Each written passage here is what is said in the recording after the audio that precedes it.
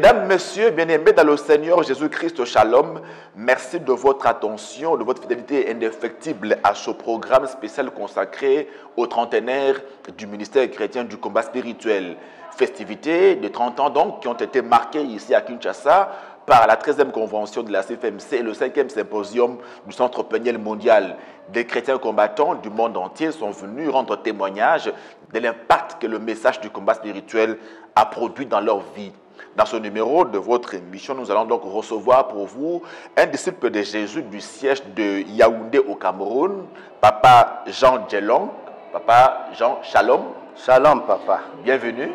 Merci, Papa. Sur le plateau spécial CVV International. Je vous rappelle que Papa Jean Djelong est promotion Gédéon. C'est lui le chef promo de Gédéon du siège de Yaoundé.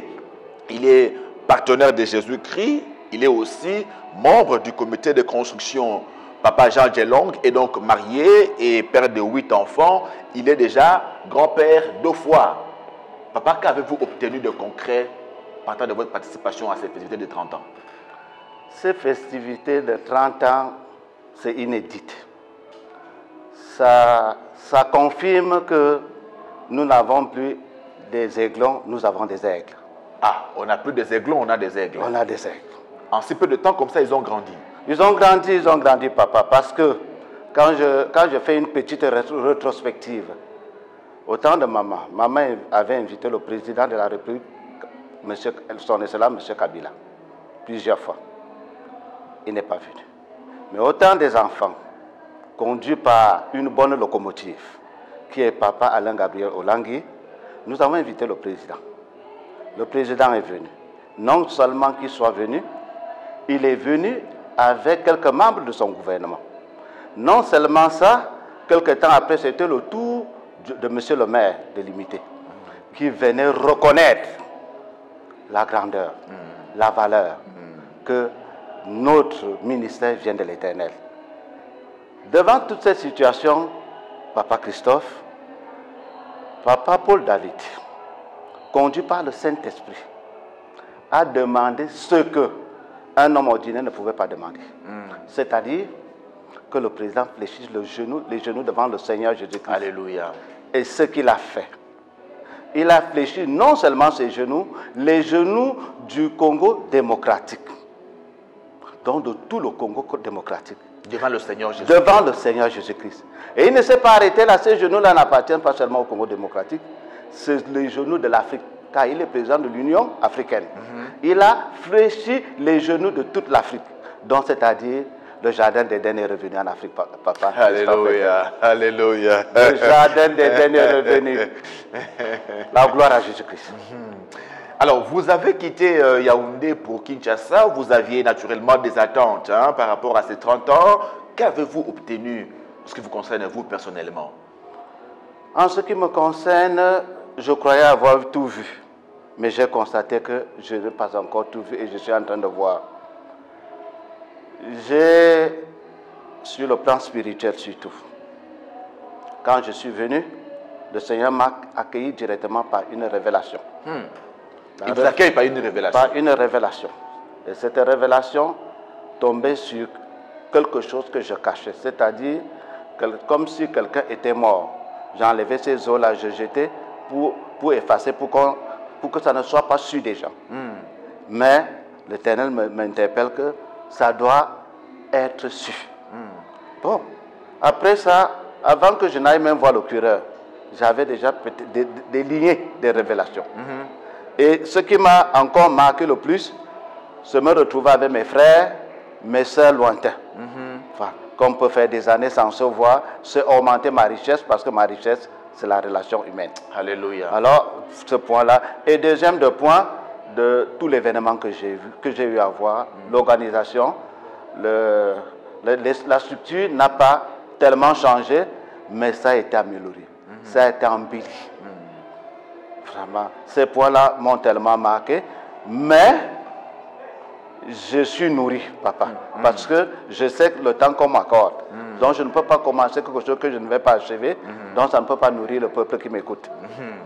Promotion Gédéon, chef promo Gédéon de Yaoundé au Cameroun, vous avez été, vous, aux prises avec l'idolâtrie Mais quand vous avez mis vos pieds dans ce ministère, le Dieu du combat spirituel vous a donné la victoire. Alors, relatez-nous un peu comment l'idolâtrie a eu à ruiner votre vie.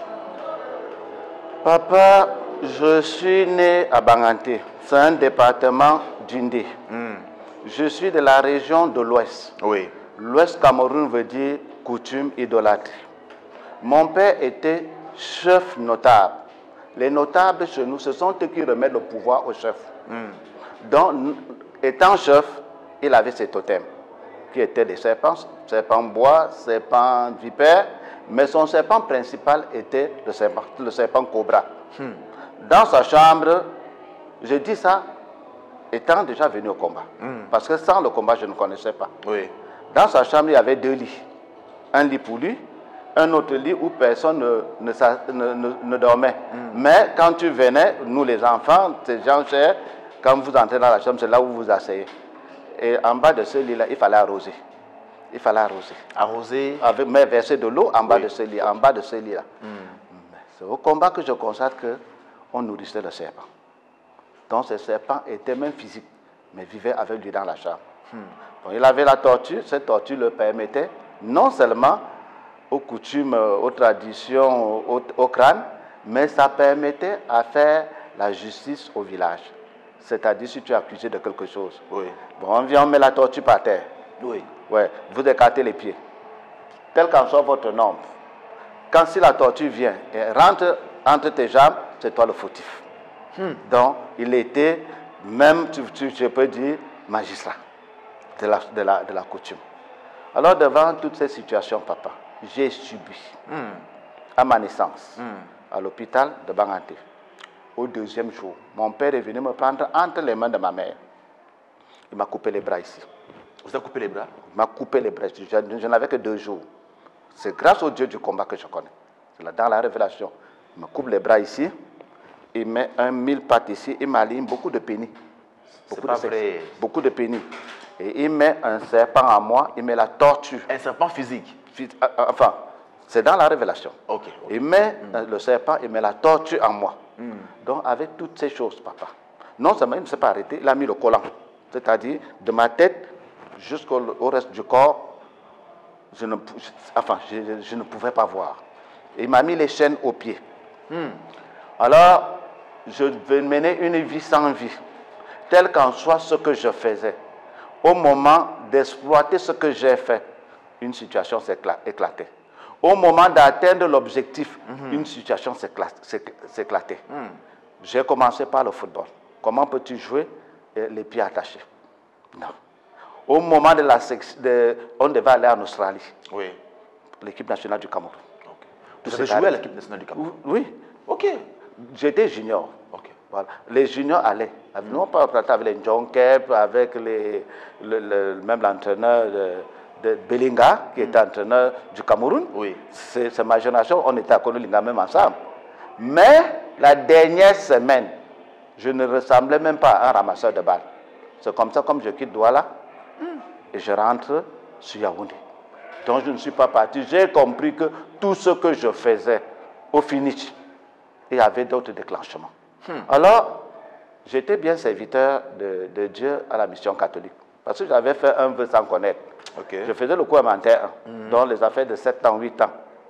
C'est ici là que je connais que c'était un vœu. Alors j'ai dit à l'Éternel que si tu me baptises, moi je vais te servir. Il m'a baptisé. Chaque dimanche, j'étais à la messe, je portais la croix. C'était vraiment... Moi, je ne savais pas que Dieu pouvait aider. Moi, j'allais pour l'aider. Donc, vous alliez pour aider Dieu? Oui, j'allais pour aider Dieu. L'aider de quelle manière? C'est-à-dire que ce moi, il est cloué, il ne peut rien faire. Donc, dans ma tête, c'était ça. Alors, quand j'allais... En portant la croix? Oui, je portais la croix. en train d'aider un Dieu qui ne peut rien faire. Voilà, je portais la croix et j'ai fait ça pendant au moins 6 ans. C'est quand je reviens sur Yaoundé, par la grâce de Dieu, habitant le camp Sitinga, j'ai des voisines là, anglophones. Parce que le Cameroun est francophone et anglophone. J'ai des voisines anglophones là, qu'une passe par ma femme et nous amène au combat. C'est au combat alors que j'ai dit, tiens, qu'est-ce que je vois? Avec le temps qui coule, j'ai eu une grâce. Que ce soit le vin, que ce soit la cigarette, moi je ne suis pas passé par une délivrance. Parce que moi je sais obéir. Je sais dire oui où il y a oui. Et quand la femme de Papa Mouti m'a pris en charge, elle m'a fait, je peux dire le même jour, j'ai laissé la cigarette, j'ai laissé le vin. Et j'entre alors toujours en prière, sous son contrôle. Même son mari portait un appui très favorable. Alors, je n'avais pas de moment férié. On dirait qu'il savait que mon cas était très grave. Très grave. Alors, dans cette situation, le Seigneur me révèle tout ce que je viens de vous citer là. Tout ce que je viens de vous citer là. Tout ce que je viens de vous citer. Malgré tout l'argent que j'avais, je suis forestier. Par la grâce de Dieu, je suis maintenant ingénieur des eaux et forêts parce que j'ai commencé comme technicien. Dans ma marche professionnelle, je suis devenu ingénieur des travaux des eaux et forêts. Alors, je connaissais ce qu'on appelle avoir ces esprits maléfiques en soi. Quand on parle de serpent, même dans le naturel, quand vous entendez au serpent, chacun lève les pieds, même si vous êtes à distance. On n'a jamais suivi qu'allons à la chasse du serpent. Quand quelqu'un entend serpent, même le voisin prend le bâton. Tout à fait. Alors donc, ayant ces esprits maléfiques en moi, Papa Mouti et sa femme vraiment ont œuvré pour que la situation vienne. Parce que tout ce que je pouvais avoir comme argent, je ne faisais rien. Tu n'as pas les mains, tu n'as rien, tu ne vois pas. Ça partait comme ça, ça partait comme ça. C'est dans les délivrances et délivrances que j'ai obtenu, grâce devant l'Éternel, à voir les brassiers. Et en un temps record, papa. Je me préparais déjà pour la retraite. Oui. C'est pour ça que quand quelqu'un agit négativement pour ce ministère, je me lève. Même si tu es... Il vous rencontre sur votre chemin. Non, vraiment, je me lève. Il va me voir sur son chemin parce que je connais ce que j'ai eu dans ce ministère. Amen. Ce ministère, je dirais même que c'est venu pour moi et pour d'autres aussi. Alors, pendant que vous prépariez votre retraite? Pendant que je préparais la retraite, j'étais à 3 ans et demi. On me nomme comme responsable des produits fauniques et forestiers qui sortent de l'aéroport de Simalin et qui entrent. Donc, c'est moi qui avais le droit de signature. Et là-dedans, j'avais au moins 7 à 8 sociétés à ma charge. Dans la loi forestière, il y a ce qu'on appelle cahier de charge. Le cahier de charge veut dire que le responsable doit avoir une enveloppe officielle, officiellement reconnue. Oui. Tout et tout. Alors, quand Dieu m'a permis de réunir ces grands moyens que je n'avais pas avant, malgré ce que j'avais condamné, je ne pouvais rien faire, le Seigneur a dit non, je ne peux pas laisser mon serviteur aller comme ça. Amen. Ces moyens-là sont venus en un temps record. J'ai sorti 2 immeubles. Alléluia. Avant d'aller à la retraite. Alléluia. Je ne loue pas. Oh. Je mange sans faire d'effort. Si vous êtes à ma place, admettrez-vous que quelqu'un me parle de ce ministère, même s'il est disciple consacré de Jésus-Christ. Admettrez-vous, Papa Christophe? Je ne crois pas. Alors, je suis le produit. Si je ne manque pas de quoi manger, je suis le produit exact de ce ministère. Je suis le produit. Je parle avec joie parce que je n'ai pas soif, je n'ai pas faim. Grâce au Dieu de papa et maman Olang. Je brosse en disant, papa, quand on dit la continuité, c'est depuis papa Abraham. Après papa Abraham, quand Dieu a dit à papa Abraham, je bénirai ceux qui te béniront et je maudirai ceux qui te maudiront. Je rendrai ton nom grand. Et tu seras une source de bénédiction. C'est parti à papa Isaac. De papa Isaac, c'est parti à papa Jacob. Papa Jacob qui est appelé papa Israël maintenant. De papa Jacob, c'est parti à papa Moïse. De papa Moïse, c'est parti à papa Josué. De papa Josué, c'est parti à papa et maman Olangi. De papa et maman Olangi, c'est descendu aux enfants. Donc c'est une continuité sans arrêt. Si autant de papa et maman, qu'on écrivait la Bible, le nom de papa et maman seront dans la Bible, papa. Ils auront même écrit plus grand que beaucoup d'apôtres. Donc la continuité, ce n'est pas imaginaire, c'est biblique. Et c'est depuis ça, c'est depuis papa Abraham que Dieu a choisi. Vous êtes de la promotion Gédéon, chef promo Gédéon Yaoundé. Quel est votre entendement de la continuité au niveau de votre siège et comment comptez-vous, vous, au niveau de Yaoundé, garder la vision dans vos rangs de disciples et messagères? Premièrement, avoir des missionnaires vraiment de tout genre, c'est-à-dire la quarantaine, c'est-à-dire les formateurs, enfin, avoir une bonne équipe missionnaire. Et puis, rester en prière, parce que dans toute chose, c'est la prière. Telle qu'en soit la situation, c'est la prière. Rester en prière, rester fidèle aux enseignements que nous recevons au combat. Puis l'amour du prochain, qui va faire monter et peupler, parce que c'est avec notre propre témoignage que nous avons peuplé la maison de l'Éternel à Yaoundé. C'est avec notre propre témoignage. C'est ce que nos amis, nos frères, nos voisins, nos parents verront ce que Dieu a fait dans notre vie, parce qu'on ne se prononce pas chrétien, on vit chrétien. Tout à fait. Voilà. Si tu veux te prononcer chrétien, tu as échoué. C'est donc tes actes qui te font être chrétien. Alors, donc, c'est toutes ces choses-là réunies qui pourront faire émerger notre ciel. Et ça émerge, papa. Avant, on était locataire, maintenant, on est propriétaire. L'effectif est là. Et puis, les gens ont des témoignages. Les gens ont la gloire de Dieu. Les gens vivent la main de l'Éternel. En une minute, Papa Jean Djelong, je voudrais que vous puissiez adresser un message à toute la grande communauté du ministère chrétien du combat spirituel en une minute, en rapport avec ces 30 ans, en jetant un coup d'œil sur l'avenir, le devenir de ce ministère. Merci, Papa Christophe. Je voulais dire à qui que ce soit, moi j'aime trop me baser dans la Bible, parce que quand Moïse sortait avec le peuple de Dieu,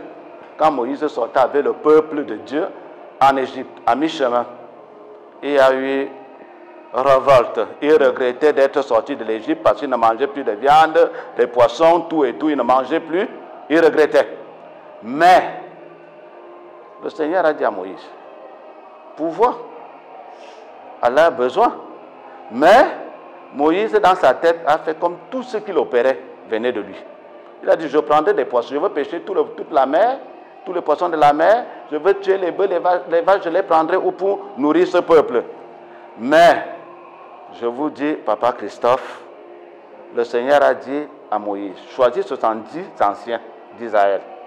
Il a choisi qu'on se retrouve à la tente d'assignation. À la descente de la tente d'assignation, il n'y a que 68 qui sont descendus, 2 sont restés. Médat et Eldad. Ils sont restés dans le camp, ils ne sont pas descendus. Mais comme leurs noms étaient déjà inscrits dans le livre d'ordre de l'Éternel, quand Dieu est descendu, prendre l'esprit qui était à Moïse pour déposer sur les 68, c'est descendu aussi dans leur vie. Donc c'est pour dire que quoi?